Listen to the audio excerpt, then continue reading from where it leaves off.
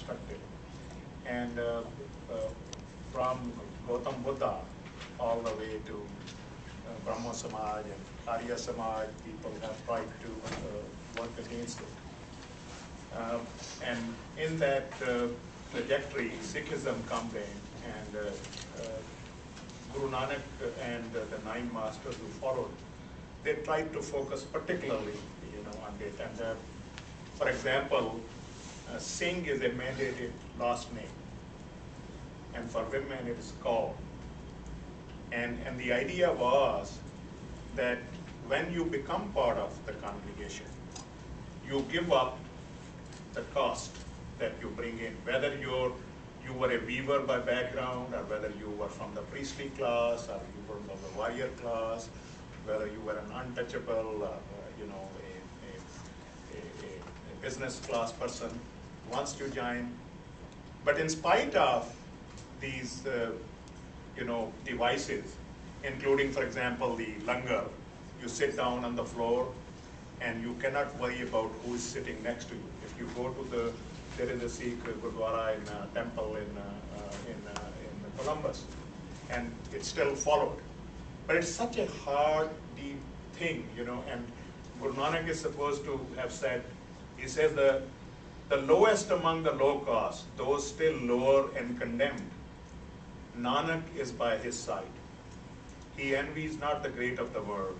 The grace on the land fall where the poor are cherished. And you can find similar, sentiments in other holy books, including the Bible.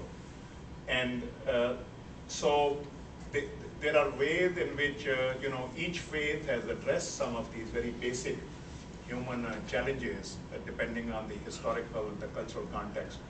And once again, when we do interfaith work, when we talk to other people in flesh and blood, as has been mentioned by several people, then we begin to learn about that and see a great deal of common ground. Thank you. Interesting. Is there any other final thoughts from the faculty panel on anything we've talked about tonight? We're going to move into the next section of our program, but I wanted to see, is there any closing remarks any of you would like to make?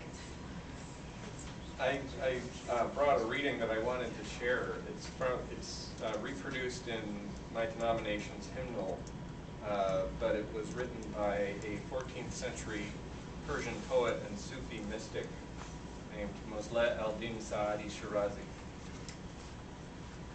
To worship God is nothing other than to serve the people. It does not need rosaries, prayer carpets, or robes. All peoples are members of the same body, created from one essence. If fate brings suffering to one member, the others cannot stay at rest.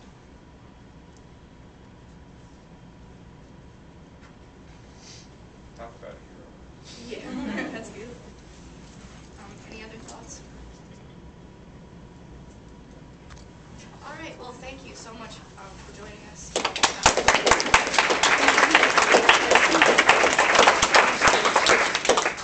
All right, so you can remain seated if you'd like, or you can feel free to grab some refreshments. But we're going to next have our Interfaith Steering Committee come up and sort of talk about why they're involved in the interfaith movement.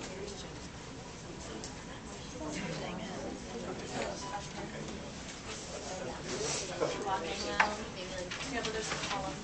Oh,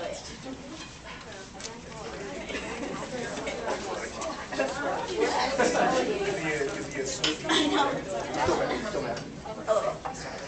I cried for like 3 hours straight. Yeah, I cried all the way home. Yeah, I walked home and I was like crying. And I was like, I laid in my bed. Oh, I know. I was like, I didn't know what all this was. It was my cup. Are we missing a member of our steering committee? Just stay up there. Lauren Blaylock. Yeah. I'm not like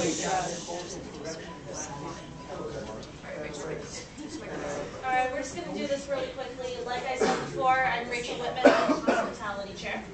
I'm Rachel Hyden, I'm the media liaison. I'm Melissa Cowan, I'm the treasurer.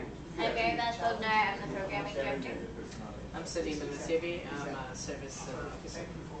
All right, thanks guys. This is the committee who's made this event possible, and they all, as you can see from this slide, we've got some real visions for Ohio University and the sort of the changes we'd like to see happen this year. So this is pretty inspiring. They inspire me every day. So I'd like to move on to our discussion portion of the evening. At this point, we would like to set a safe space for interfaith dialogue. All questions are encouraged. There are no stupid questions. Please try not to interrupt each other as you're talking, using I statements to sort of realize